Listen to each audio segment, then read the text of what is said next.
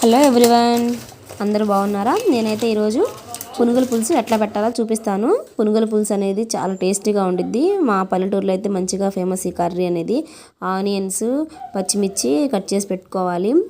దీంట్లో ఎక్కువగా టమోటాస్ వేయకూడదు. టమోటా వేస్తే కర్రీ పాడైపోతుంది. ఆనియన్స్తోనే చేసుకోవాలి.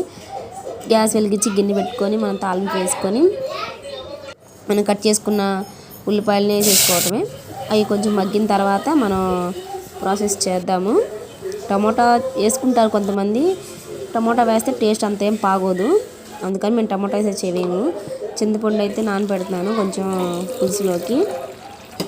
ఈ వీడియో మీకు నచ్చినట్లయితే లైక్ చేసి, షేర్ చేసి, సబ్స్క్రైబ్ చేసుకోండి. సపోర్ట్ చేయండి నన్ను. ఆనియన్స్ అని మగ్గిపోయినాక మనం వాటర్ అయితే పోసాం కదా, పులుసు పసుపు ఉప్పు వేసుకొని మగ్గ పెట్టుకున్నాం. తర్వాత కారము కొంచెం లైట్గా అల్లం వెల్లుల్లి పేస్ట్ ఉంటే లైట్గా వేసుకోవాలి. అది మొత్తం మరిగిపోయిన తర్వాత మనం పునుగులు 1 by 1 వేసుకోవాలి.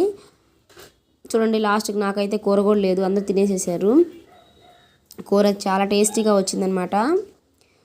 మీరు ట్రై చేయండి, ఎప్పుడు ట్రై చేయకపోతే. చాలా టేస్టీగా ఉంటుంది కూర మాత్రం. నచ్చితే లైక్, షేర్, సబ్స్క్రైబ్. నెక్స్ట్ వీడియోలో మళ్ళీ కలుస్తాం. నమస్తే అండి, బాయ్.